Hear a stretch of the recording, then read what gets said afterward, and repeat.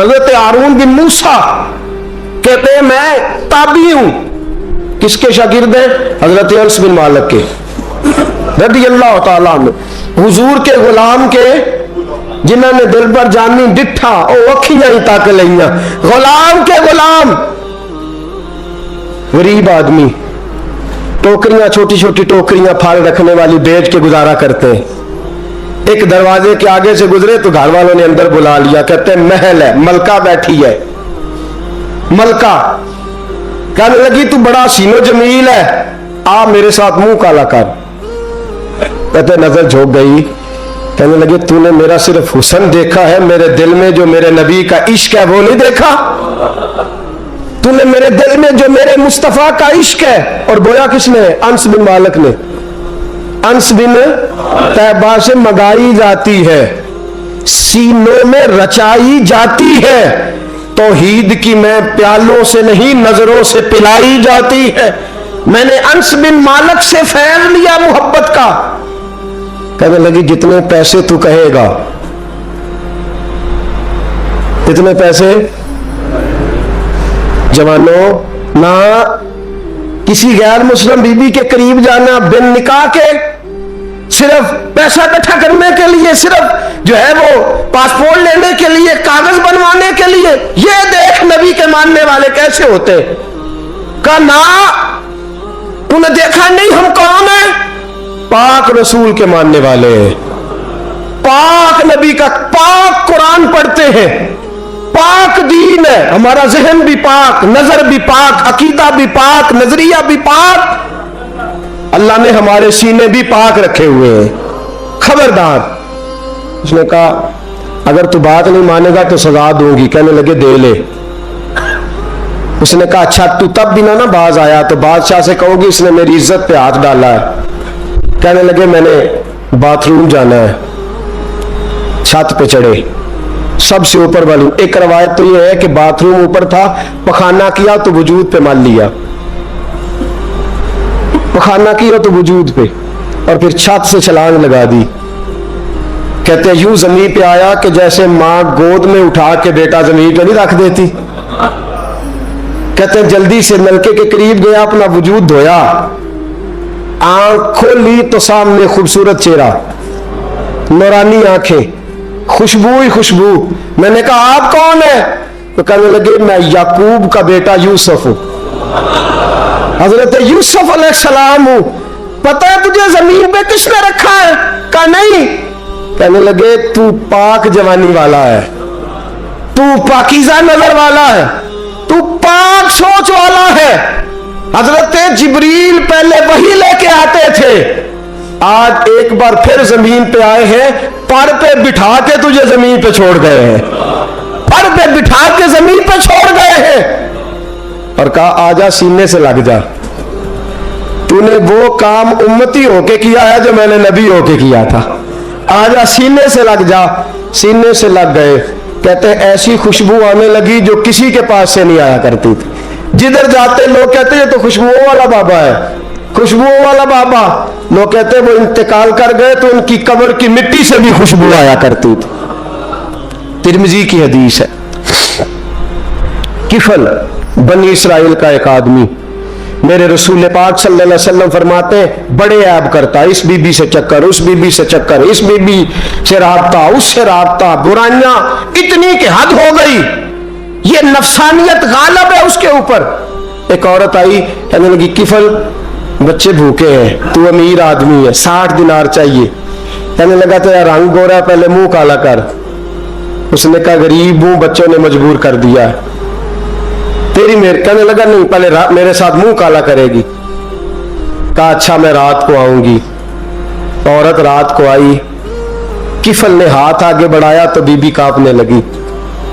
कहने लगा कोई नहीं देख रहा, कोई नहीं देख रहा, कोई नहीं। बीबी कहने लगी जरा अंदर की आंखें खोल, अल्लाह तो देख रहा है। अंदर की खोल ना, अल्लाह तो देख रहा है, तू कैसे कहता है कोई नहीं देख रहा। बस दिल पे चोट आई, कांपा। 60 दिनार दिए, बीबी को वापस भेज दिया। आंखों में आंसू आए, कहने लगे या अल्लाह मौत दे दे। इंतकाल कर गया। मेरे रसूल पाक के लफ्ज है तिरमिजी में, फरमाया सवेरे दरवाजे पे लिखा था कद गफर अल्लाहु लिल किफ्ल, लोगों गवाह हो जाओ अल्लाह ने किफ्ल की बख्शिश फरमा दी है, अल्लाह ने माफ। अगर वो इतने अरबों के बाद बाज आ गया तो माफ कर दिया। मेरे दोस्त हम भी बाज आ जाए।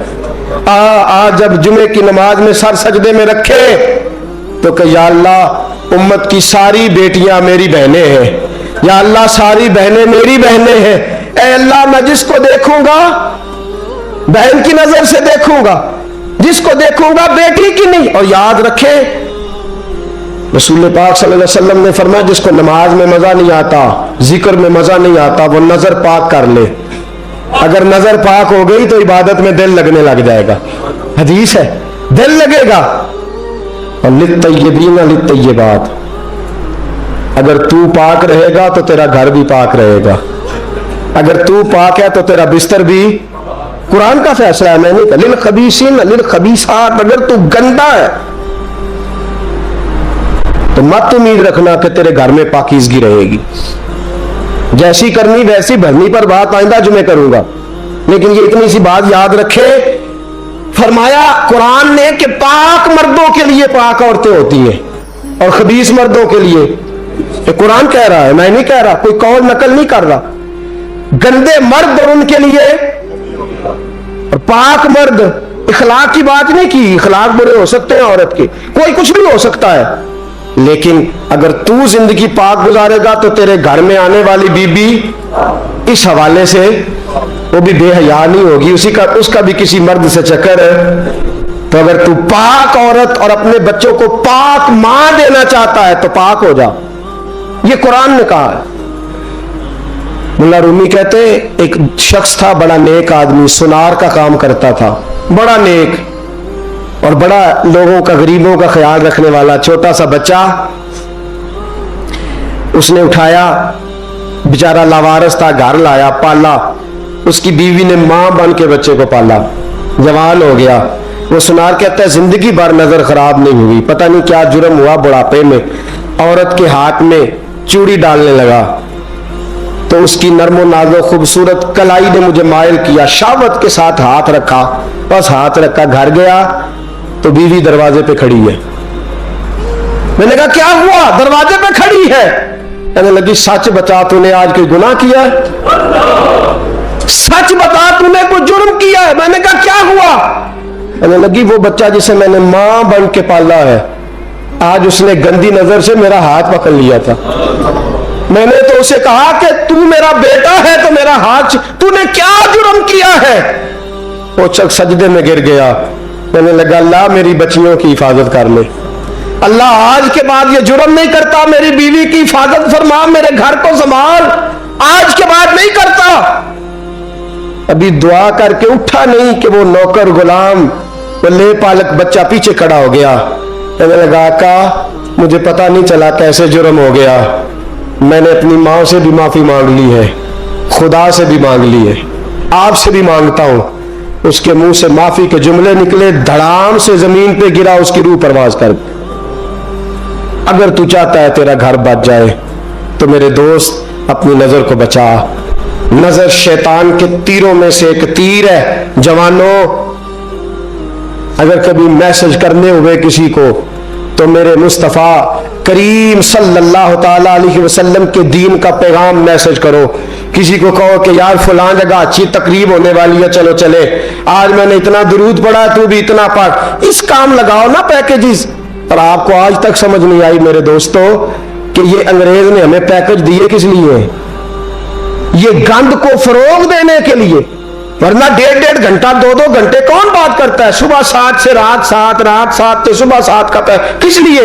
वो चाहता है नौजवानों कि तुम्हें नबी पाक का इश्क से तुम्हारी तार तोड़ के तुम्हें औरत के दामन फरेब में उलझा दे, तोड़ दो उसकी सारी चालें, नाकाम कर दो उसके सारे हरबे, नजर पाक कर ले, रूह पाक कर ले। और जिन लोगों का काम ही खवातीन के साथ मुलाकात का है, खुदा रा अल्लाह से डरो।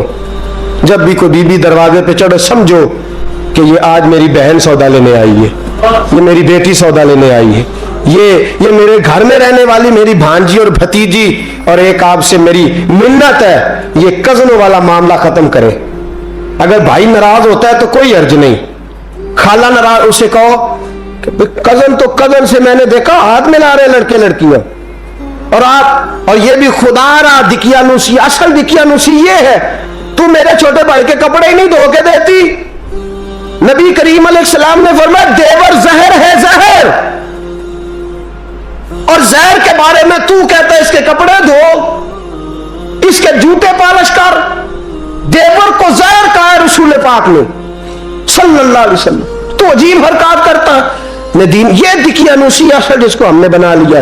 कजन की मिन्नत करो, बेटा अब तू जवान है, जब रसूल पाक ने मना फरमा दिया तो फिर तू आ, हम हमारे दरमियान बैठ।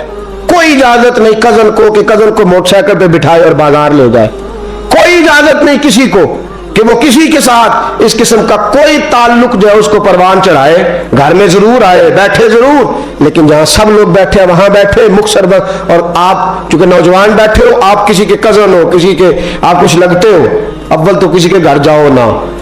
जवानी आवारा फिरने का नाम नहीं, दीन की खिदमत करने का नाम है। दीन की खिदमत, हमारे पास आओ, हम आपको दीन के काम लगाएं। हमारे पास आओ, हम आपको अल्लाह रसूल के काम लगाएं, आपको बतलाएं कुरान कितना पढ़ना है, इसको दुरुस्त करो, तलफ्फुज ठीक करो, जरूरियात दीन सीखो, दीन के मामलात में दिलचस्पी, नात सीखो, कुरान सीखो, इबादत सीखो, अपने वक्त को बचाओ और जाना ही कम कर दो। और अगर जाओ भी कभी खाला से मिलने, चाचू से मिलने, अंकल से मिलने, फुफ्फी से मिलने, तो जरूरत के तहत जाओ, जरूरी काम करो और लौट आओ। हिफाजत करो। सामने घड़ा हो तो कोई छलांग नहीं लगाया करता, सामने घड़ा देख के छलांग लगा के कहते हो मैं उलझ गया हूं। खुदा रहा इस चक्कर से बच जाओ। वकुल्लिल मुमिनीना यगुद्दु मिन अबसारिहिम, अल्लाह फरमाते हैं हबीब इनसे फरमाइए कि मोमिनो नजरें झुका के रखो। वयहफज़ू फुरूजहुम, अपनी शर्मगाह की हिफाजत करो। ज़ालिका अज़का लहुम, ये बड़ी पाकीज़ा बात है। इन्नल्लाह खबीरुम बिमा यस्नऊन, बेशक अल्लाह तुम्हारी हर बात से बाखबर है। हमेशा मिदहत खैरुल आदाम में गुजरे दुआ अल्लाह के बंदे के लिए, नबी पाक अलैहिस्सलाम के गुलाम के लिए ज़रूरी करार दिया है। वो तीन खूबियां हैं, सादगी, आजिज़ी और कनात। जिस आदमी के अंदर ये तीन बातें पाई जाती हैं कि वो सादा भी हो, इज्जो इनकिसार वाला भी हो, और जो चीजें अल्लाह ने उसे दी हो उस पर उसकी कनात भी हो, वो राजी भी हो, तो ऐसे शख्स पर अल्लाह तबारक व तआला की खास रहमत नाजिल होती है। जिस बंदे के अंदर ये सलाहियतें पाई जाएं। हम देखते हैं कि इस जमाने में सादगी, आजी और कनात वाला पहलू खासा मुश्किल होता चला जा रहा है। कोई भी बरादरी हो, कोई भी कबीला हो, कोई भी इलाका हो, लोगों को अपना आप दिखाने का बहुत शौक होता जा रहा है। मैं भी हूं, मुझे भी मानो, मेरी भी सुनो और मेरी भी तारीफ करो, मेरी तरफ भी तवज्जो करो, ये माहौल बन गया है। अगर आप सादगी वाले नहीं होंगे तो फिर आपने कुछ चीजें उधार की ओढ़ी होंगी जो असल नहीं। सादगी जो होती है वो असल होती है, असल रूप होता है आदमी का। अगर आपके अंदर सादगी नहीं होगी तो फिर आपने कुछ चीजें ऐसी अपने ऊपर लागू कर रखी होंगी जो आपका असल नहीं। तो जब आदमी असल से हटता है तो बेसुकून होता है। अल्लाह तबारक व तआला ने मुंह में दांत बनाए हैं तो ये असल है। इनके अंदर धागे के बराबर भी कोई चीज चली जाए तो वो बेचैन कर देती है, क्योंकि वो असल नहीं होती। तो जब आप सादगी में रहेंगे तो असल जगह पे रहेंगे, असल जगह पे, फिर आप तकलीफ में मुब्तला नहीं होंगे। आजिज़ी का मतलब ये होता है कि आप अल्लाह के किसी बंदे को हकीर ना समझें, छोटा ना समझें, जलील ना समझें। एक होती है एहसासे कमतरी कि समझना कि मैं माली तौर पे मेरे पल्ले कोई शय नहीं है, देखो कितना, ये एहसासे कमतरी है। आजिज़ी ये होती है कि ये ना समझ ले बंदा कि मेरे अंदर सलाहियत ज्यादा है, ये कमी है, ये छोटा है, ये निकम्मा है, ये बिल्कुल गुनाहगार है, ये तकब्बुर है। आजिज़ी से रहे, अल्लाह के हर बंदे को अपने से अफजल समझे, आजिज़ी के साथ रहे। कनात ये है कि आपको जो अल्लाह ने दिया है समझे कि मेरा रब सबसे ज्यादा मेरे ऊपर ही मेहरबान है, उसने जो मुझे दिया है वो किसी और को नहीं दिया। ये शुक्र के तौर पर, तकब्बुर के तौर पे ये भी नहीं। कनात करें। आजिज़ी जब आपके अंदर होगी, सादगी होगी, तो जिंदगी इत्मीनान से गुजरेगी, सुकून से गुजरेगी। और आजिज़ी और सादगी का ये वाला तर्जुमा नहीं कि जिस बंदे ने मैले कपड़े डाले हो आप समझे कि ये बड़ा सादा आदमी है जी, हफ्ता आया ना आया नहीं तो सादा है। ये सादगी नहीं होती। नफासत तो हुसैन है इस्लाम का। नबी पाक सल्लल्लाहु अलैहि वसल्लम ने एक मालदार आदमी को फटे पुराने कपड़े पहने हुए देखा था तो हुजूर ने मना किया था। फरमाया अगर अल्लाह नेमत देता है तो बंदे पर उसका असर देखना भी पसंद फरमाता है। अच्छे कपड़े छोड़ दें तो आप सादा हो गए, ये मतलब नहीं। बहुत सारे गरीब लोग भी सादे नहीं होते, जो हर वक्त कहता रहता है मैं किसी चौधरी को कुछ नहीं समझता, तो वो सादा है। जो कहता रहता है कोई नहीं मेरी नजर में, मैं आप बड़ा सियाना हूं, फलाना बंदा आया तो मैंने लाजवाब कर दिया, दो बातें नहीं फिर वो कर सका आगे से, तो आप सादे? आप तो बड़े महान तेज आदमी है भाई, आप तो अपनी करामत सुना रहे। सादगी का मतलब है बेतकल्लफ जिंदगी, जिसमें कोई तकल्लुफ ना पाया जाए। जो बंदा हो वही वो बयान करे, ये सादगी है। ये सादगी के खिलाफ है कि आप जो नहीं है वो आप। मेरा एक तजर्बा है, इसको आप कुरान और हदीस का निचोड़ ना समझिएगा, मेरी जाती बात है तो इसको जादी रहने दीजिएगा। कभी कभी मैं परेशान होता हूं। आप किसी की दावत खाने जाए ना, वो अकीके की हो, वलीमे की हो, कोई भी हो, अच्छा जब आप खा लेते हैं ना तो फिर वो आदमी मुतालबा करता है कि आप उसकी तारीफ करें, फिर उसका ये मुतालबा होता है। वो बिल्कुल मेरी तरह का देहाती भी हो तो कहता है मैं मुंडिया कल आख्या कि लियाओ फिर कोई कट्टा चंगा तगड़ा जिहा, अज जी आखन ना कि जनाब एदी दावत सी ते इस पकाए कुछ नहीं।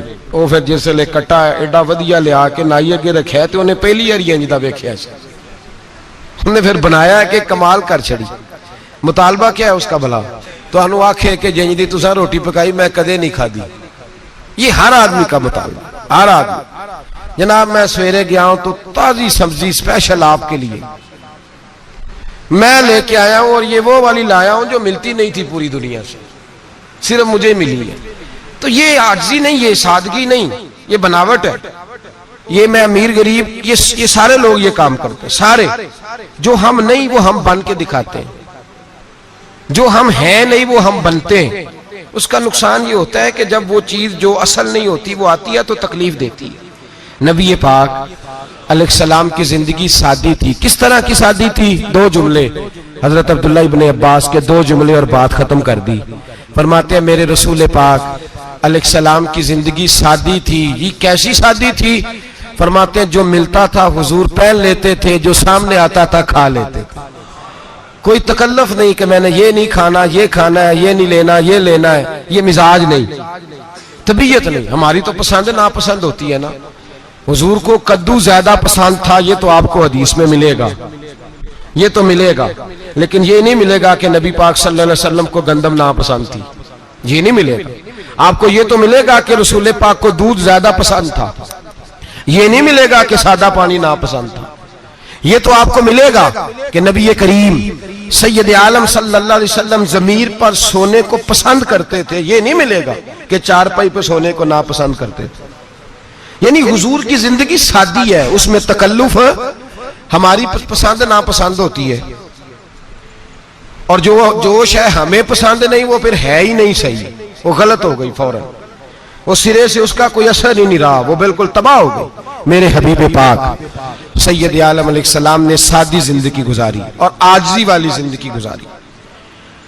हम लोग आजिज नहीं होते, आजिज नहीं हो। अगर हम लोग आजिज हो जाए तो लड़ाइयां खत्म हो जाए।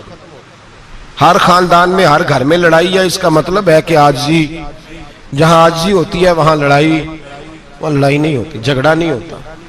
हमारा भाई से, भतीजे से, भांजे से, बीवी से, ससुराल वालों से, रिश्तेदारों से, भाइयों से अगर इख्तलाफ चल रहा है और हर जगह चल रहा है तो सारी जगह तो गलतियां नहीं ना पाई जाती, कहीं हमारी भी गलती होती है। तो ये जो इख्तलाफ चल रहे हैं और सुलह नहीं हो रही, इसकी वजह यह है कि हमारे अंदर आजिज़ी इनकिसारी हो, तो फिर तो झगड़ा ही कोई नहीं। मेरे नबी पाक अलैहिस्सलाम की जिंदगी में आजिज़ी है, इनकिसारी है। इसलिए हुजूर ने कभी लंबी चौड़ी बातें नहीं सुनाई। सहाबा कहते हैं नबी पाक अलैहिस्सलाम तकरीर छोटी करते थे, नमाज लंबी पढ़ते थे। तकरीर, नमाज, हमारी बातें लंबी और नमाजें अल्लाहु अकबर, उल्ट बिल्कुल सिलसिला। नबी पाक अलैहिस्सलाम ने सादगी, आजिज़ी को अपनाया। बहुत गरीब आदमी, बड़ा माड़ा बंदा जो 100 रुपया दिहाड़ी लेता है, और बाहर जब वो दिहाड़ी करने गया है तो वो शाम को जब उसने ना समेटा है ना वो सीमेंट और रेत और वो सारी चीजें, तो वहां वो झाड़ू फेर के आया है। फेरते हैं ना जी मजदूर झाड़ू, ये काम वो करने को तैयार है, पर अपने घर में आके झाड़ू देने को तैयार नहीं हुए, इसलिए कि ये उसकी मर्दानगी के खिलाफ है। बाहर जब वो गया है, किसी होटल में काम कर रहा है, टाई पैंट कोट पहन के वो बड़ा अच्छा, वहां अगर उसको बर्तन धोने पड़े तो धो लिए, बल्कि अगर नाराज ना हो जाए बाहर रहने वाले साथी, तो ढेरों लोग बाहर जाके होटलों में बर्तन मांजते हैं, लेकिन वहां उनके रोब को, उनके नाम को कोई धब्बा लगता, लेकिन घर के अंदर जिस बर्तन में उन्होंने खुद रोटी खाई है, अगर उनको ये कह दिया जाए ना कि ये धो लो, तो फिर तो तलाक तक नौबत आ जाती, फिर तो मसला खराब है। फिर तो हो सकता है कि बीवी की अम्मा की भी खैर ना हो, तुझे उसने सिखाया ही कुछ नहीं, मुझे तूने कह दिया उठ जा। ये हमारा हाल है, और है हम सारे आजिज़ मिस्कीन, है हम सारे माड़े गरीब, ये सारा अपनी जगह तय।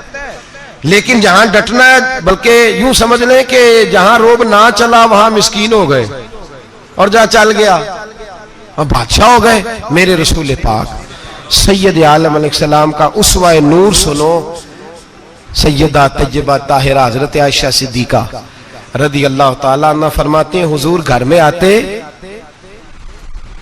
अगर घर के अंदर झाड़ू देने वाला है तो मुस्तफा ने उठा के काम करना शुरू कर दिया है।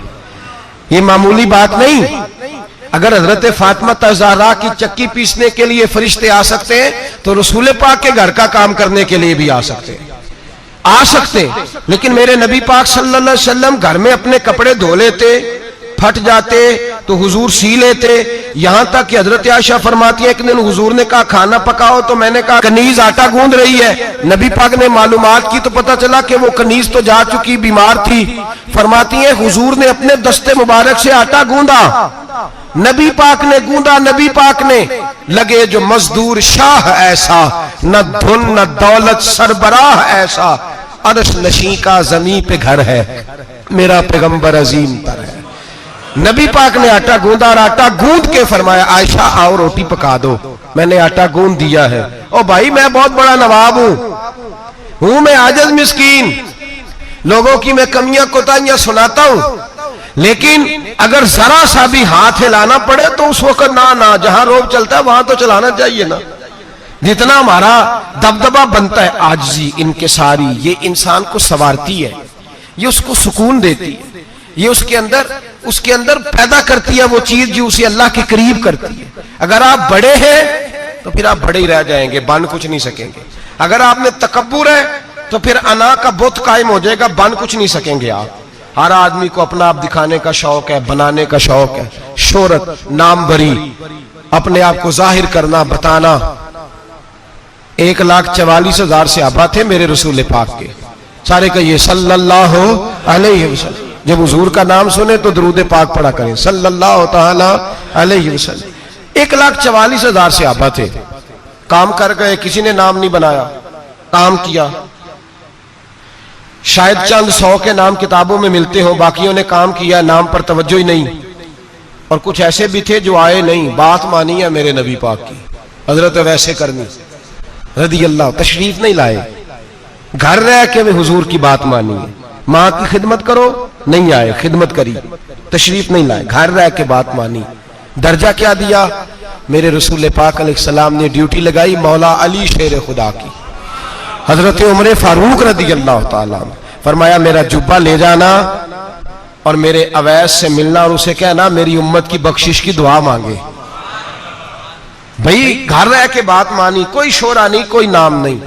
इमाम अब्दुल वहाब शौरानी कहते हैं करन के लोग उन्हें रोड़े मारते थे,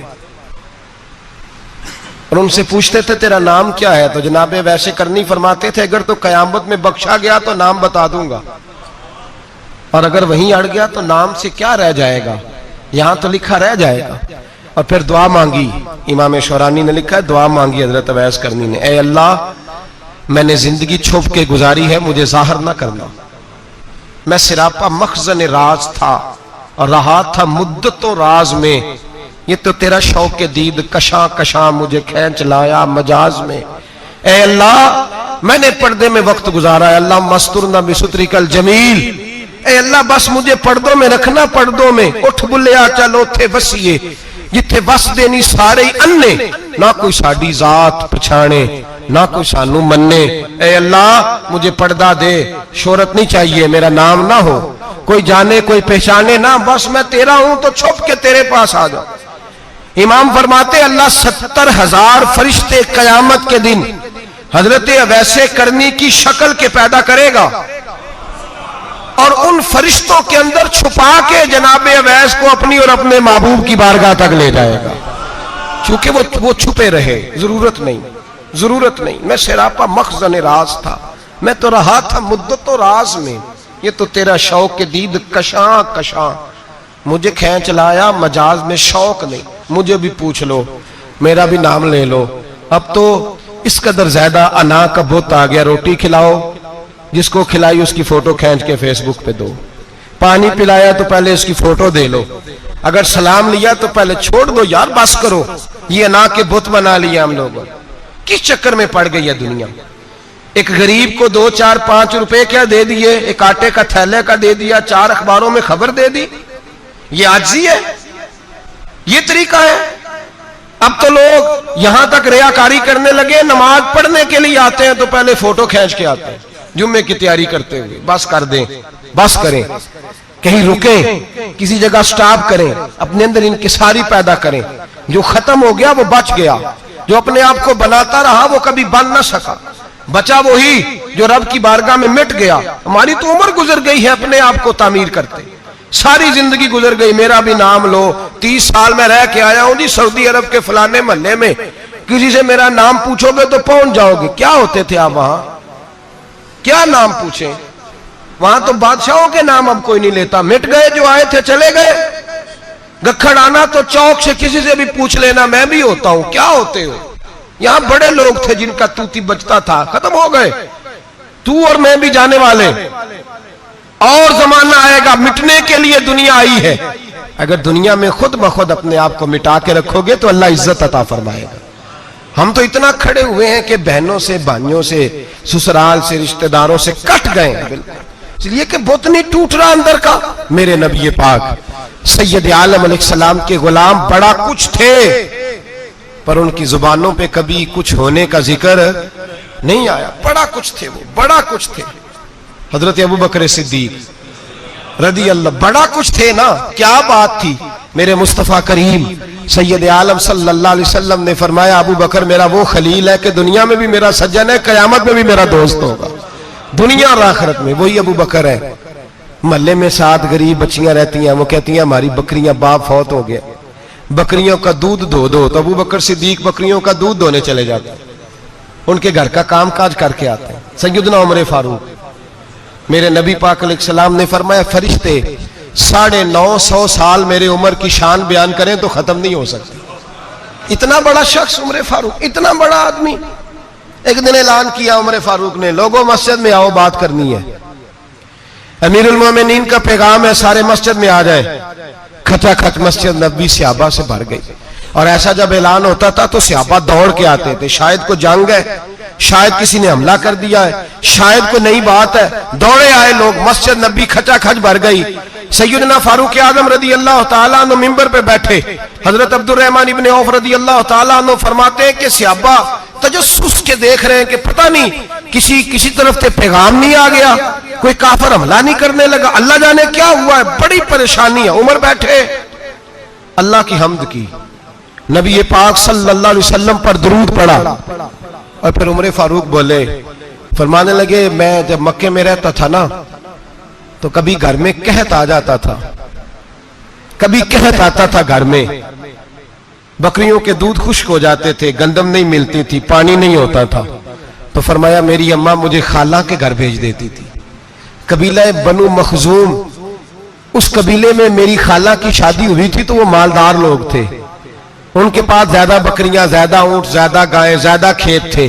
हजरत उमर फारूक फरमाने लगे मैं उनके घर जाता तो मेरे खालू समझ जाते कि उमर को इसलिए भेजा गया है कि कहत आ गया है। फरमाते हैं वो मुझे सवेरे बकरियां चराने ले जाते, शाम तक मैं उनकी बकरियां चराता। अमीरुल मोमिनीन उमर, एक तरफ मसला यह है कि कैसर व किसरा की दीवारें हिल रही है उमर के नारों से, और इधर उमर मिंबर पे बैठ के खुतबे दे रहे हैं। फरमाते हैं मैं बकरियां चराता, शाम तक खाला के घर जाके मजदूरी करता, और फरमाते हैं शाम होती तो एक मुट्ठी किशमिश मुझे देते वो। आप फरमाते हैं मैं बड़े कद वाला था, एक मुट्ठी किशमिश मिलती है, कभी एक मुट्ठी खजूरें, मैं शाम को खा के सो जाता। कई कई महीने यूं ही गुजरते तो मेरी अम्मा का पैगाम आता कि हालात सही हो गया, मेरे बेटे को भेज दो। ये बात कही, हजरत उमर रोने लगे और फिर कहने लगे अब वो वक्त आया है कि लोग मुझे अमीरुल मोमिनीन उमर कह के पुकारते हैं। बस ये दो बातें की। उमर ने कहा चलो जोहर का वक्त हो गया, अजान पढ़ो, उठो नमाज पढ़े, उठो। अजान हुई, इकामत हुई, जनाब उमर ने नमाज पढ़ाई, लोग चले गए तो सैयदना अब्दुर रहमान इब्ने औफ यराना था जनाब उमर से, बाजू पकड़ के कहने लगे उमर सियाना बंदा है यार, तू ये दो बातें सुनाने के लिए इतना मजमा इकट्ठा किया था, ये दो बातें कहने के लिए कि मैं खाला के घर जाके मजदूरी करता था तो एक मुट्ठी किशमिश मिलती थी, एक मुट्ठी खजूरें, ये कहने के लिए कि मैं बकरियां चराया करता था। तो हजरत उमर फारूक रदी अल्लाह ताला अन्हु फिर रोए, फिर आंखों में आंसू आए। कहने लगे अब्दुर रहमान आज ना मिस्र शाम से कुछ लोग आए थे और वो बता रहे थे कि उमर तेरा डंका वहां भी बड़ा बजता है। वो मुझे कह रहे थे तेरे नाम के वहां भी बड़े दबदबे हैं, बड़े तज़किरे हैं। तो मेरा नफ्स मुझे कह रहा था उमर देखा देखा तू यहां बैठा है और वहां तेरे नाम का शोर हो रहा है, मुझे इसने बड़ा किया है। तो मैंने आज मुस्तफा के सारे गुलाम इकट्ठे करके अपनी औकात बता दी है। मैंने अपनी औकात बताई है कि मैं कुछ नहीं, कोई शय नहीं, कोई चीज ही नहीं, असी किसी दे कुछ नहीं जे लगदे, ना कोई साडा दर्दी। मैंने बताया है कि मैं तो किसी के बकरियां चरा के एक मुट्ठी किशमिश लेके गुजारा किया करता था। गुजारा मुझे मेरे कुछ साथी ना ले गए गुजरांवाला सर्दियों के मौसम में, मुझे कहने लगे स्वेटर पसंद कर ले अपनी मर्जी का। तो मैंने कहा यार मुझे तो वही मजा आता है जो मेरी अम्मा क्रोशिये से बनाया करती थी, वही वो पहले अब्बा पहनते थे, फिर वही स्वेटर बड़ा भाई पहनता था, फिर हमारे खाते में आ गया। और फिर उसकी तारीफें होती थी गुर्बत छुपाने के लिए, उसकी तारीफें होती थी बड़ी बड़ी मेहनत से बना है जी, क्या बात है, बड़ा गर्म है, तो अब छोटे भाई को दे दिया जाए। हमने कहा वो वही जमाना देखा है, वही रंग देखा हुआ है और उस पर फख्र है। अब तो लोग जब कुछ हो जाता है ना, दो चार लोग जानने लगते हैं तो लोग फटाफट दावा कर देते हैं खानदानी रईस आजम हूं, बड़ी बात है। ऐसी कोई बात नहीं, जिसको अपना आप याद रहता है उसे खुदा भी याद रहता है, जिसे अपना आप याद रहता है उसे रसूलुल्लाह भी याद रहते हैं, जिसे अपना आप याद रहता है उसकी नजर में दूसरे लोग भी कुछ होते हैं, दूसरे लोग भी कुछ होते हैं। मैं उम्रे के लिए, हज के लिए जाता रहता हूँ, रब मुझे अपने फजल से बुला लेता है। तो मैं एयरपोर्ट से नीचे उतरा तो एक साहब मेरे जानने वाले थे, दौड़ के आए और मुझे कहने लगे क्या बात है, सुना है इस दफा आप सऊदी एयरलाइन से आए, सीधा मदीना शरीफ आए, क्या बात है आपकी। और मैंने कहा साहब छोड़ दें, मैं भी जब पहली दफा आया था तो मैं भी बड़ा घूर घूर के एयरपोर्ट देखता था, मैंने कभी देखा जो नहीं था, मैं बड़ा घूर घूर के देखता था, कोई ऐसी बात नहीं है, ये निजाम कुदरत है, बादशाह के फैसले हैं, वो जब चाहता है जिस तरह के चाहता है फैसले फरमा लेता है, तो ये उसके फैसलों की बात है। हम लोग ना जिस हैसियत पे होते हैं वहीं रह जाते हैं, पिछली बात भूल जाते हैं, इसलिए हम चाहते हैं जो भी हमें मिले झुक के मिले, जो भी आए, और ये मेरा आपका सबका मुश्तरका मामला है। मेरे नबी पाक सल्लल्लाहु ताला अलैहि वसल्लम ने सहाबा से पूछा तुम्हें बताऊं जन्नत के बादशाह कौन होंगे? जन्नत के आम लोग नहीं, जन्नत के, बोलिएगा जरा, जन्नत के अल्लाह बादशाह। जन्नत में तो जाना बड़ी बात है, और हुजूर जन्नत का भी बादशाह। इब्ने माजा में लफ्ज है, तुम्हें पता है जन्नत के बादशाह कौन होंगे? तो मेरे मुस्तफ़ा करीम सल्लल्लाहु ताला अलैहि वसल्लम के गुलामों ने कहा हुजूर हमें नहीं पता। तो हुजूर ने फरमाया जन्नत के बादशाह वो लोग होंगे जिन्हें दुनिया में कोई भी नहीं जानता था, जिनके कपड़े सादे होते थे, जो गरीब लोग होते, जो सिफारिश करते थे तो उनकी कबूल कोई नहीं करता था, जो किसी के साथ जाते थे तो उनको मानता कोई नहीं था। वो जन्नत के बादशाह होंगे, बादशाह। और फरमाया क़यामत के दिन जब लोग उन्हें देखेंगे तो उन पर फख्र करेंगे, रश्क करेंगे, कहेंगे क्या बात है तुम्हारी, यहां तो शौक ही बड़ा है। गरीबों ने भी पोस्टर बनाए हुए हैं, डाकुओं, लुटेरों, चोरों की तस्वीरों के साथ लगवाए हुए, अपने आप को बड़ा करने के लिए। आजी इख्तियार करें, आजी इख्तियार करें, अपने आप को मिटाने की कोशिश करें। रब करीम के बंदे आगे बढ़ बढ़ के अपना आप दिखाते नहीं, बड़ा शौक है, पहले फोटो खिंचा लो, बाकी बातें बाद में होंगी, पहले वीडियो बना लो, बाकी कुछ और बाद में होगा।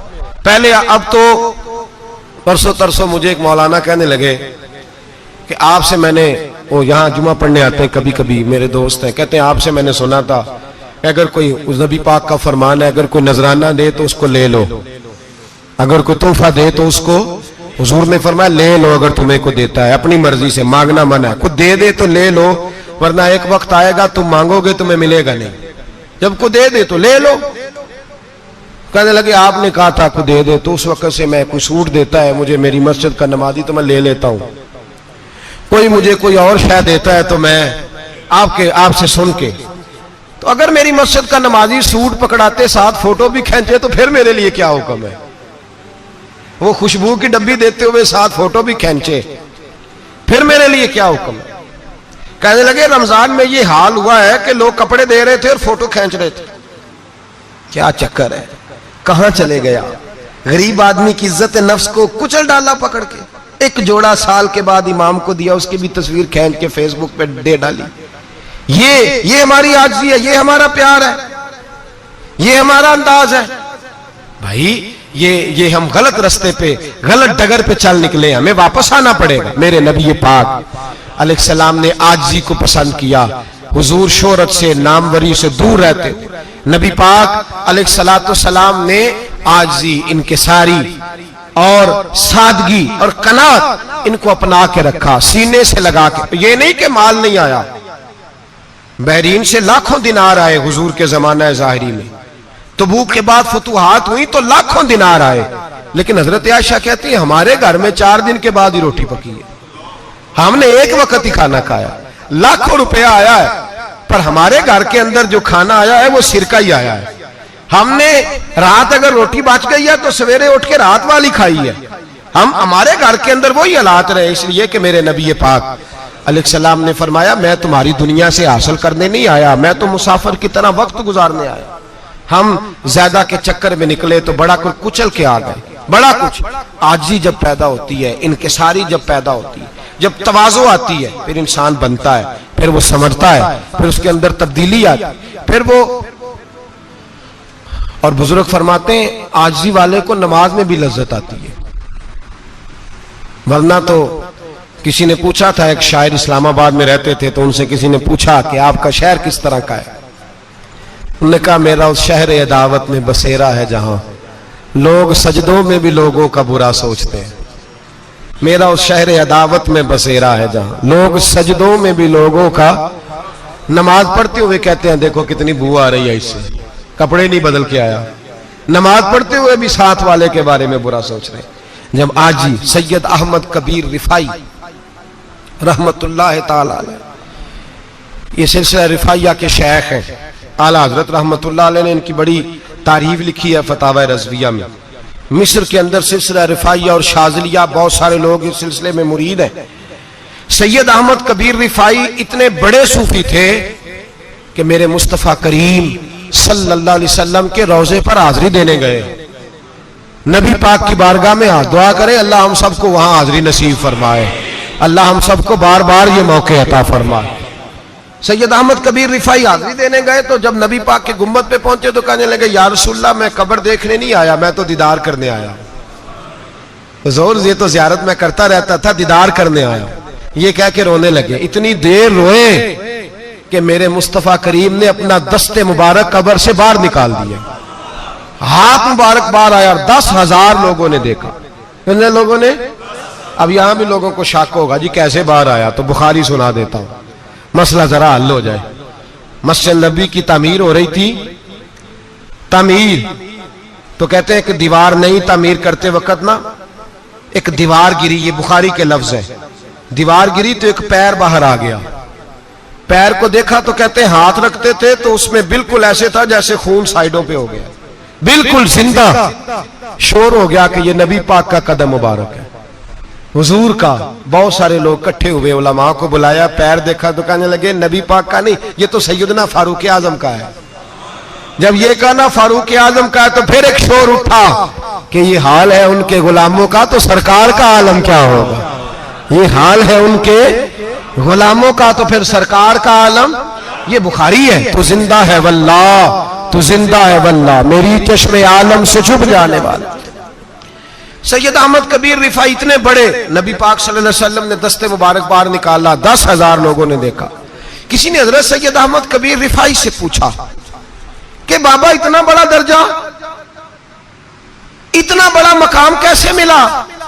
तो बाबा जी कहने लगे जिंदगी में कभी किसी को हकीर नहीं समझा, किसी को कभी हकीर, कभी किसी को अपने से कमतर नहीं समझा। तो अल्लाह ने देखे ना, अगर आप नहीं समझेंगे तो उसके लिए भी आपको उन्वान मिल जाएंगे, और अगर समझना है अपने आप को बड़ा तो उसके लिए भी मौके मिल जाते हैं। हजरत शफीक बल्खी बहुत बड़े सूफी बुजुर्ग हुए, पर नौजवान थे, जवानी में ही अल्लाह ने बड़ा मर्तबा दिया। हजरत अब्दुल्ला बिन मुबारक बूढ़े थे, दोनों एक महफिल में इकट्ठे हुए। अब बगदाद सारा मानने वाला था और दोनों का मानने वाला था। आखिर में दुआ बुजुर्ग कराया करते थे महफिल के इख्तिताम पर। हजरत शफीक बल्खी जनाब अब्दुल्ला बिन मुबारक से कहने लगे आप दुआ करें,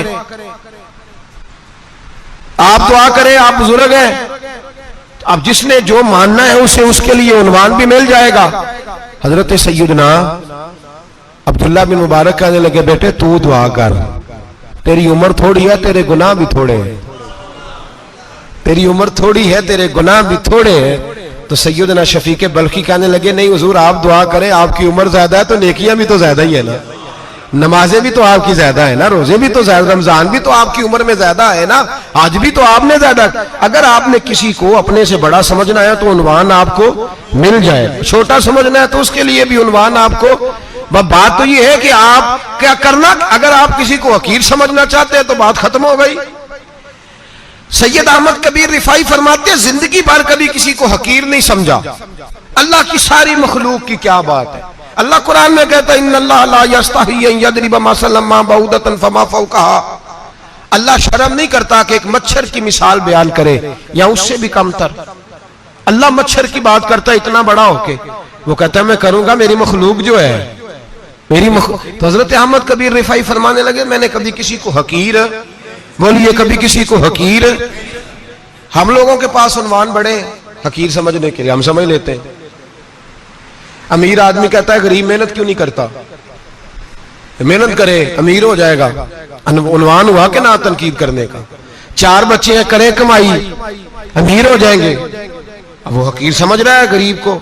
गरीब भी अमीर को हकीर समझता है, वो भी कहता है जो इसने कमाया सारा ही हराम है, जायज एक पैसा नहीं, उसने भी हकीर समझ लिया। यानी वो ये कह रहा है कि मैं हलाल खाता हूं, ये अमीर हराम खाते हैं, तो बात खत्म हो गई। उसने भी हकीर समझ लिया, इसने भी हकीर समझ लिया। अब उन्वान ही था ना, अगर उन्वान बदल लेते तो बात बन जाती। अमीर अगर ये कहता कि मैं इस गरीब की मदद करूंगा इसलिए कि पैसे मेहनत से नहीं मिलते, खुदा के फजल से मिलते हैं, तो वो ये ना कहता कि ये मेहनत करता तो आगे चला जाता। और गरीब अगर समझता इस बात को तो ये ना कहता अमीर सारे हराम ही खाते हैं, वो कहता भाई रब ने जो मेरे लिए पसंद किया मुझे दिया, जो इसके लिए पसंद किया इसे दिया, बात खत्म हो गई, झगड़ा खत्म। उन्वान तो मिल जाएगा आपको, मुस्बत भी और मनफी भी। तो अच्छी बात नहीं कि मुस्बत इख्तियार करें। सैयद अहमद कबीर रिफाई कहते मैं गुजर रहा था, एक दिन मेरे साथ ऐसा हुआ कि मैं गुजर रहा था खेत के अंदर से, इधर भी पानी था इधर भी पानी था। होता है ना पानी पानी होता है फसलों में कई दफा। कब होता है ज्यादा पानी? नहीं, जब कद्दू करीद है जी, और जब कद्दू करते हैं ना तो दोनों जाने पानी भरा होता है ना जी, वो ट्रैक्टर भी पानी में चलता है। मैं पेंडू हूं ना, मुझे ज्यादा पता है तो क्या हालात होते हैं। तो वो इधर भी पानी इधर भी पानी, तो दरमियान में से वो मुंडेर होती है छोटी सी, वाटा खिदा अपनी जुबान है। तो कहते इधर भी पानी था, इधर भी पानी था। सैयद अहमद कबीर रिफाई कहते हैं मैं गुजर रहा था, असर की नमाज का टाइम हो गया, मैं जल्दी जल्दी जा रहा, सामने से कुत्ता आ गया। इंसान अशरफुल मखलूकात है, लेकिन वो अल्लाह का शुक्र करेगा कि उसने मुझे अशरफ बनाया है। ये नहीं कह सकता कि ये मखलूक हकीर है, ये बुरी है, ये नहीं कह सकता। शुक्र करे कि मुझे अल्लाह ने अशरफुल। सैयद अहमद कबीर रिफाई कहते कुत्ता आ गया सामने से।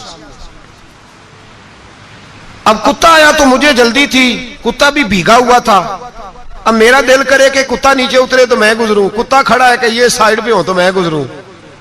कहते हैं देर हो गई तो मुझे डर लगता था, मैंने कभी कुत्ते को भी नहीं झिड़का था, कभी कुत्ते को भी, अपनी इतनी हैसियत ही नहीं, झिड़का ही नहीं कभी किसी को। आप फरमाते हैं देर हो गई तो मैंने कहा या अल्लाह, हजरत सैयद अहमद कबीर कहते हैं मैंने कहा या अल्लाह इस कुत्ते को जुबान ही दे दे, मैं इसे कुछ समझा ही दूं, इसे जुबान ही दे दे, तू तो कादर मुतलक है। उसे जुबान दे दी तो मैंने कुत्ते से कहा नीचे उतर जा, मैंने नमाज पढ़नी है। तो कहने लगा बाबा जी आप उतर जाए, आप उतर जाए, आप उतर जाए, मैं क्यों उतरूं? तो सैयद अहमद कबीर रिफाई कहते हैं मैंने उससे कहा कि बात यह है कि मेरे ऊपर नमाज फर्ज है, तेरे ऊपर फर्ज नहीं, तो मैंने नमाज पढ़नी है। अगर मैं खेत में उतर गया तो कीचड़ है, मेरे कपड़ों को मिट्टी लग जाएगी, पता नहीं पानी पाक है कि नापाक है, तो तू उतर जा, तेरे ऊपर नमाज नहीं फर्ज, तो मुझे जाने दे। तो सैयद अहमद कबीर रिफाई कहते हैं उसने ऐसी बात की कि मेरे ऊपर वजद तारी हो गया। कुत्ते ने बात की तो मैं कांपने लगा। राती जागे शेख सदावे, राती जाग दे कुत्ते, तैथों कुत्ते मालक दा दर मूल न छड़ दे, भावे मारो 100 जुत्ते, तैथों उत्ते ओ एक बुरकी दा कदर पछानन, भावे मालक हो मन सुत्ते, तैथों उत्ते रुखा सुखा खा, दिने जार रुखा विच सुत्ते, ते तैथों उत्ते उठ बुलिया चल यार मना लै नहीं ते बाजी लै गए नहीं कुत्ते, उठ बुलिया चल यार मना लै नहीं ते बाजी लै गए कुत्ते, ते तैथों उत्ते। सैयद अहमद कबीर रिफाई कहते हैं वो मुझे कहने लगा आप उतर जाए। तो मैंने कहा भाई मेरे ऊपर नमाज फर्ज है, तेरे ऊपर फर्ज नहीं, तू उतर जा, मेरे कपड़े आलूदा हो जाएंगे तो क्या करूंगा? तो कहते हैं उसने बात की तो मैं घबरा गया और छलांग लगा के मैं खेत में उतर गया। मुझे कहने लगा बाबा जी कपड़े अगर आपके कीचड़ से आलूदा हो गए तो पानी से साफ हो जाएंगे, और अगर मुझे हकीर जान के आपका दिल आलूदा हो गया तो 7 समुद्रों से भी साफ नहीं होगा। कपड़े पानी से धुल जाएंगे और दिल अगर तकब्बुर से आलूदा हुआ तो 7 समुद्रों से भी सही हो सकता ना। ना ना हकीर नहीं जानना, ना मौलवी को, ना सूफी को, ना दरवेश को, ना खेत में काम करने वाले को, ना पट्टे पे मजदूरी करने वाले को, ना गाड़ी का शीशा साफ करने वाले को, ना तेल डालने वाले को, ना किसी को हकीर ना जान, ना किसी के हाल पे तंज कर, ना किसी के गम का मजाक उड़ा, वो जिसे चाहे जैसा नवाज दे। ये मिजाज लुत्फ रसूल है। ना ना कोई आया लेके चला गया, कोई उम्र भर भी ना पा सका, मेरे मौला तुझसे गिला नहीं, ये तो अपना अपना नसीब है। भाई हकीर नहीं जानना। सैयद अहमद कबीर रिफाई फरमाते हैं वो कुत्ता तो गुजर गया, मैं दौड़ा घर गया, जाके मैंने गुस्ल किया, कपड़े बदले। फरमाते हैं पहले भी मैं असर पढ़ता था, पर आज जब नमाज पढ़ी तो बड़ा ही मजा आया। मैं सर सजदे में रखूं मेरा उठाने को जी ही ना चाहे, मैं रुकू में जाऊं तो मेरा सर उठाने को दिल ही ना चाहे। मेरा दिल करे आज मगरिब लेट हो जाए, आज सूरज देर से गुरूब हो, मैं आज सारा दिन असर ही पढ़ता रहूं। भाई जब तू आजिज़ी वाली पढ़ता है, जब तू इनकिसारी वाली पढ़ता है, जब तू हजरत सैयदना मुआविया बिन खुतैज रदिया, एक हजरत मुआविया बिन सुफियान है, एक मुआविया बिन खुतैज सहाबी हैं, वो कहते हैं मैं जंग फतह करके आया तो सख्त गर्मी का मौसम था, मुझे पता था कि उमर फारूक दोपहर को आराम कर रहे होंगे। आप फरमाते मैं मस्जिद नबी में बैठ गया, एक बच्ची जनाब उमर के घर से निकली तो मुझे कहने लगी मुआविया आपका नाम है? मैंने कहा हाँ। अंदर जाके जनाब उमर को बताया तो उमर दौड़े आए, और जब आए तो सर पे टोपी कोई नहीं, पैरों में जूता कोई नहीं। कहने लगे मैं तेरा इंतजार कर रहा था, आज मुझे उम्मीद थी तू आएगा, तूने बताया क्यों नहीं? तो मैंने कहा हुजूर मुझे पता है रात सारी आप चेहरे पे कपड़ा डाल के मदीने की गलियों में रहते हैं, तो दोपहर को आप आराम करते होंगे, इसलिए मैंने कोशिश की कि आपको बेदार ना करूं, आप आराम कर रहे होंगे, इसलिए ये मैंने कोशिश की कि मैं बैठता हूं मस्जिद में, आराम करता हूं, जब आप आएंगे तो देखी जाएगी। हजरत उमर फारूक ने जलाल किया, फरमाया तू मुझे गाफिल समझता है कि मैं सो जाऊंगा? और आप फरमाने लगे मैं कौम का खादिम हूं जिसकी इतनी ज्यादा रियाया हो वो सो जाए चुप करके, मैंने जवाब नहीं देना अल्लाह की बारगाह में? फरमाया मेरे अमीरों की तरह सोने जागने के वक्त मुकर्रर नहीं, मैं कौम का खादिम हूं, जिस वक्त भी आया करो मुझे जगा लिया करो, मुझे कब्र में जाके खुदा को भी जवाब देना है, मोहम्मद मुस्तफा को भी जवाब देना है। मेरे भाई याद रखें, जब ये चीजें पैदा, और फिर हमने इन तकल्लुफात में, मैंने कई दफा ये बात बयान की है, अब तो लोग रिश्ते करते हैं तो डीसी कॉलोनी में किराए का मकान खरीदते हैं, 2-4 गैरों की गाड़ियां मंगा के दरवाजे के आगे खड़ा करते हैं, रिश्ता हो जाता है बड़ा घर देख के, और जब शादी के चौथे दिन पता चलता है कि ये किराए का मकान था, तो रिश्ते मकानों पे कायम नहीं होते, एतबार पे कायम होते हैं। वो एतबार टूटता है तो जिंदगी भर कायम नहीं होता दोबारा। जो आप हैं आप वही रहें, जो आप नहीं है वो कभी बनने की कोशिश ना करें। और मेरे अजीज ये भी याद रखें, आजिज़ी आपको सवार देगी। और वैसे भी हम अल्लाह के हुजूर जाने वाले, अगर पर्दों में छुप के चले जाएंगे तो बच जाएंगे, और अगर हम अपना आप दिखाते ही रहें, सारी जिंदगी इसी चक्कर में रहें कि मुझे भी पूछो, मुझसे भी मुशावरत करो, मेरी भी बात सुनो, तो ये अना की दौड़ तो खत्म ही नहीं होती। हिर्स सिर्फ पैसे की नहीं होती, हिर्स हवस शोहरत की भी होती है। और नबी पाक सल्लल्लाहु अलैहि वसल्लम ने इसको भी बयान फरमाया है कि ये जो तेरे अंदर चीज पैदा होती है ना, मैं जाना जाऊं पहचाना जाऊं, इससे भी अपने आप को बचा। सहाबा के बाद जिस शख्स की खिलाफत सबसे मजबूत हुई वो हजरत उमर बिन अब्दुल अजीज थे। इतनी बेहतरीन खिलाफत की कि लोगों को हजरत उमर का जमाना याद आ गया। हजरत उमर बिन अब्दुल अजीज, इराक में रहने वाली एक औरत थी, उस औरत का खामद फौत हो गया तो 5 बच्चियां यतीम थी। वो इराक से चली और जनाब उमर बिन अब्दुल अजीज के पास आई कि आप मेरी बच्चियों का वजीफा लगा दें।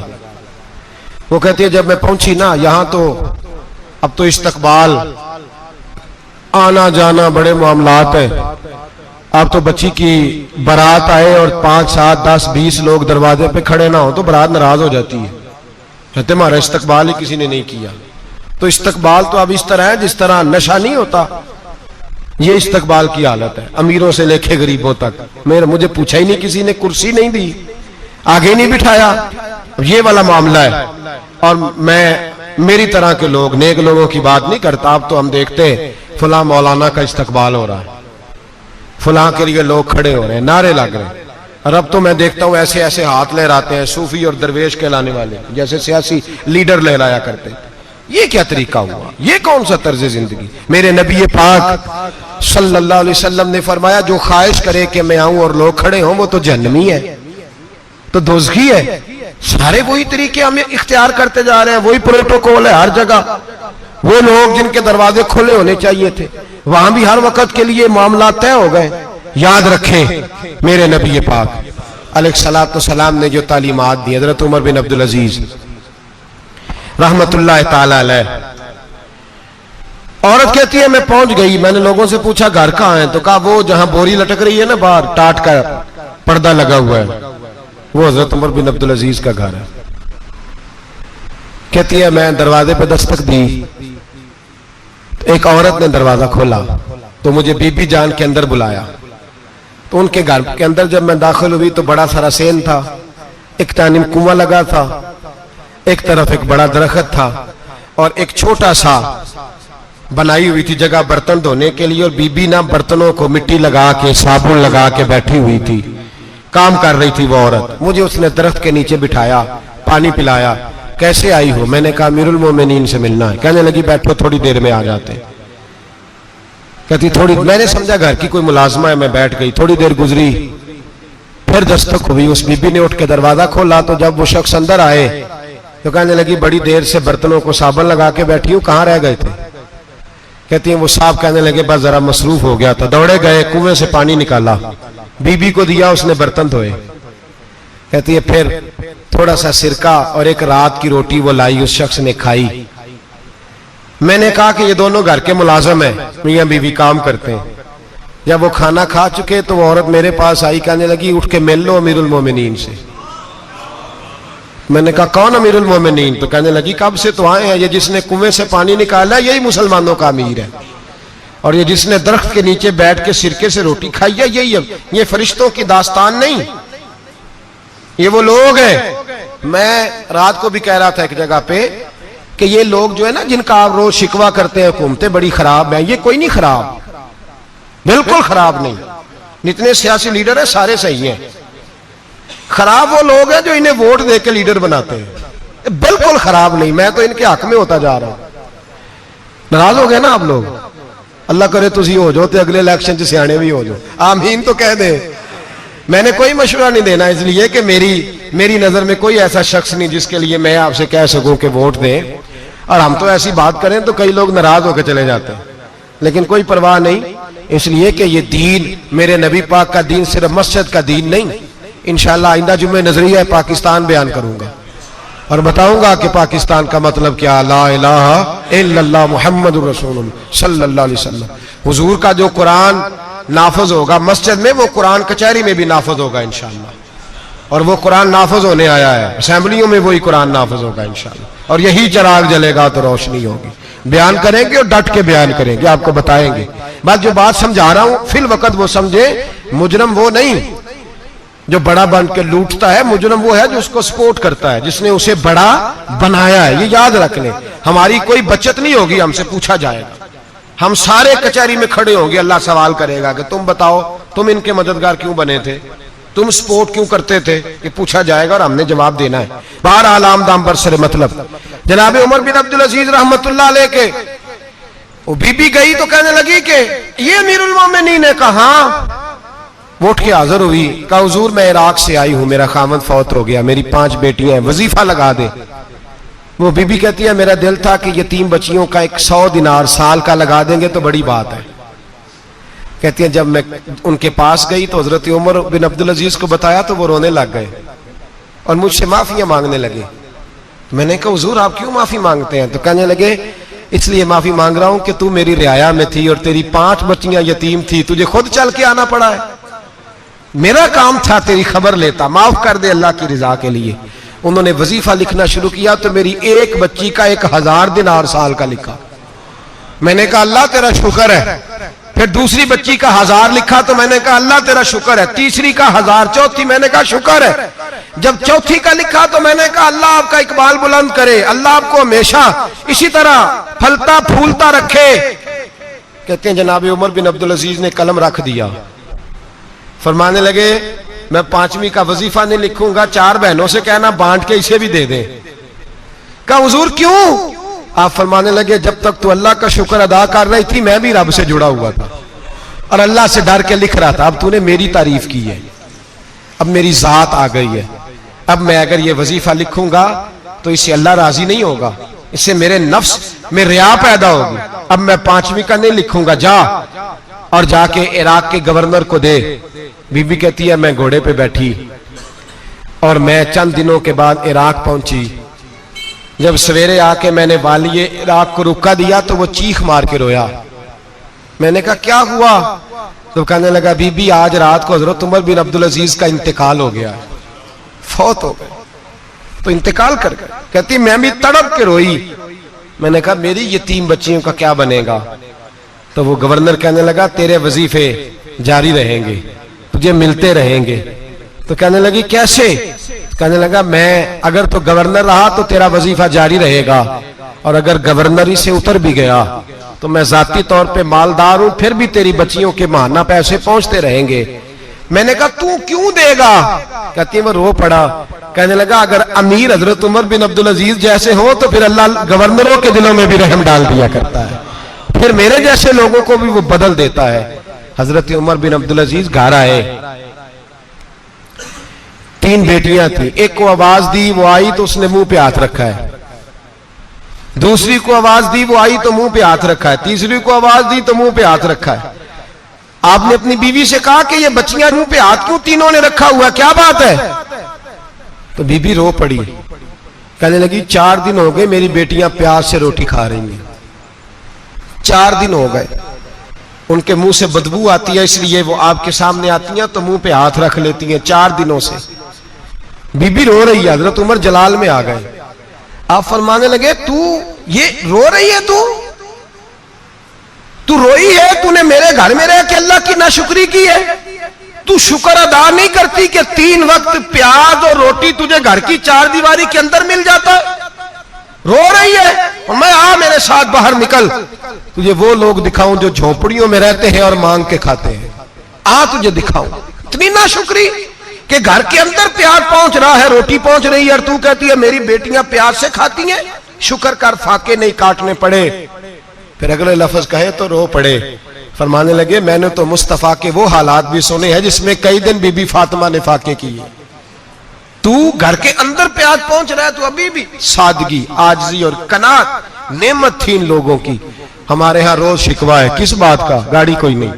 रोज रोना है, किस बात का? बंगला कोई नहीं। रोज रोना है, किस बात का? बैंक बैलेंस कोई नहीं। 10 जोड़े क्यों नहीं ईद पे आए? और ये सिर्फ औरतों का मसला नहीं, हमारे अंदर भी ये बात बदर्जे औला। हम रोज अपने आप को मिस्कीन कहते हैं, गरीब कहते हैं, लाचार कहते हैं, मजबूर कहते हैं। जान वाले जान दी खैर होवी, जान लगिया इंज ते जाईदा नहीं, जाइए दिला दी सुने सुना के,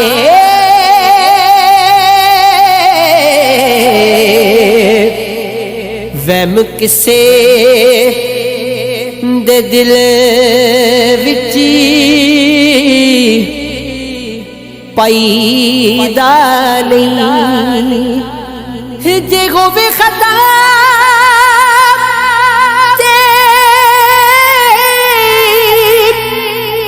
भुला दिए, जान बुझ के दे हुक्राईदा नहीं, कसूरमंद सियाणिया आखिया